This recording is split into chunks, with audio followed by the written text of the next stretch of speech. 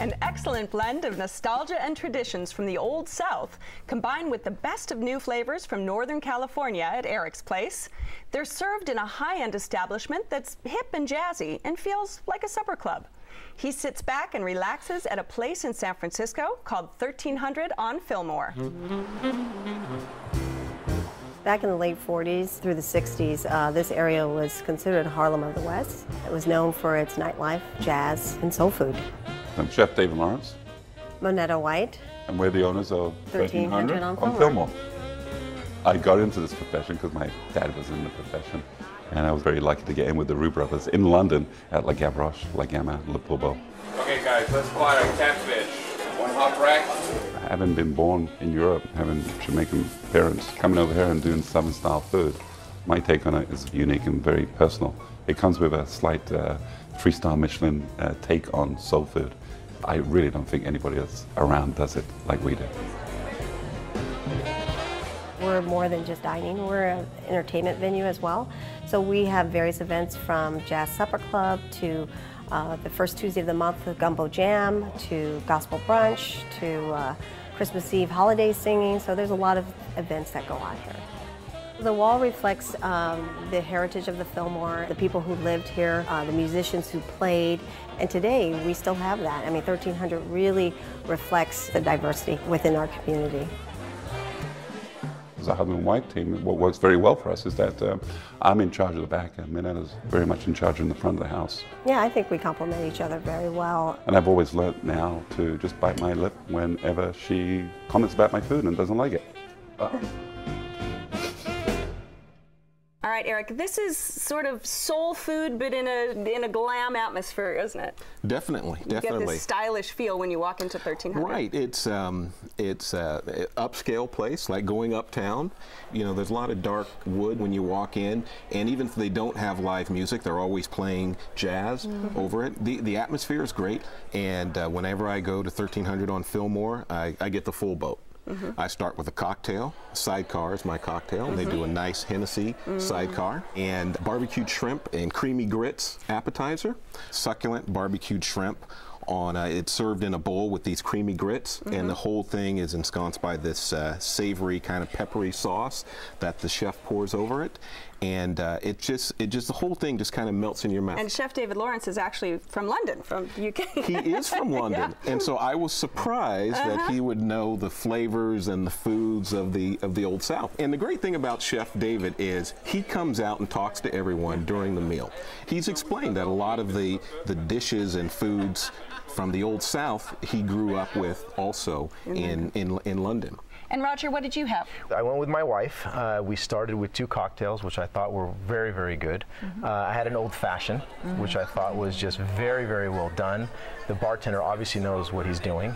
They muddled the orange very well, and it was done very, very well. Then we had their signature dish, which is their fried chicken. It was not typically executed fried chicken. I mean, there was something really special about the way that the skin fell off, and it was very flaky, and the breading was very good. And the chicken was very moist on the inside. And it's boneless. It's the only time it's a knife and fork fried chicken. It's a knife and fork fried chicken. And it was on a bed of very creamy mashed potatoes. The ribs also were well done. But I have one small comment about the ribs. I thought that it relied too much on the sauces that it came with, and that the ribs themselves didn't have enough flavor. It was a Kansas City style barbecue sauce, and the other one was a Texas style barbecue sauce. But you know, granted, the ribs were cooked well. They were obviously a very high quality. You know, everything was very high quality, including the chicken. And Nicolette, what about you? You've been keeping a little quiet over there. Eric, I was so looking forward to this, and we were somewhat disappointed. We both are in grad school and we work, so we rarely get out, and we're looking forward to a really nice, quiet dinner. It was a Tuesday night, and we walked in, and there was the loudest band I've ever heard in my life, randomly in the middle of the restaurant, so it didn't really fit. Not in the lounge area? No, it would have been nice if it were over in the lounge. We didn't understand, so we couldn't even hear our waiter. We couldn't have a conversation. the food was good, but it overshadowed the food. Yeah, I know go they back. do music on Friday nights, but it's always in the lounge. Yeah. And then they do have a gospel brunch. It felt like they were trying something new with the band on a Tuesday to kind of feel it out. And it was cute because there were cute little couples in the front loving the music. It just depends on what mood you're in. But let me tell you, that cornbread was unbelievable. Yeah, I forgot the jalapeno in the beginning. Yeah. That was a very nice way to start. The honey butter. Sweet, warm on the inside, soft. Yes. We couldn't get enough of that. Oh, that was excellent. I agree.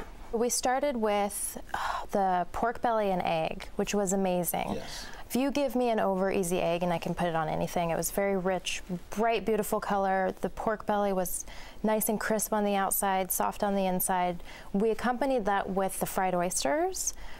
I hate oysters, and those were unbelievable. I mean, those weren't just good; those were like really good. These are the reasons I think I'm actually even going to go back. I can tell that this chef can cook up very extraordinary things like that. Yeah. So the service was excellent.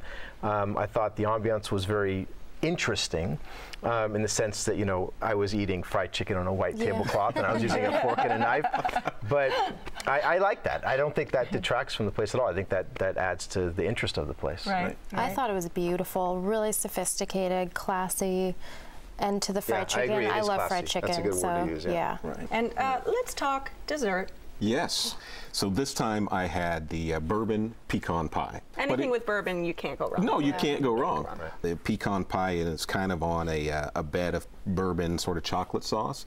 Very good, very flaky crust, good taste as it went down. You know, he has these different twists on these kind of traditional desserts. We had the strawberry cobbler, the strawberry rhubarb. Thank you very much. The strawberry rhubarb cobbler, and I'd never had it like that before, and it was excellent. And the vanilla ice cream was served on the side, and it's almost like a gourmet take on comfort food in a way.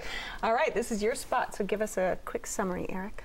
Well, if you want down-home food done in a uptown fashion, in a jazzy, hip environment, 1300 on Fillmore is the place to put a little south in your mouth. And Nicolette.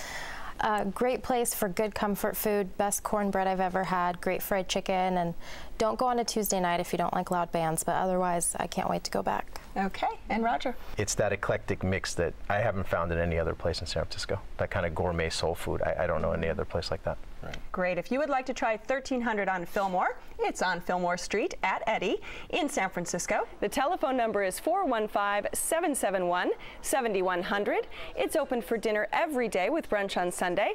Reservations are recommended, and the average tab for dinner without drinks is around $50.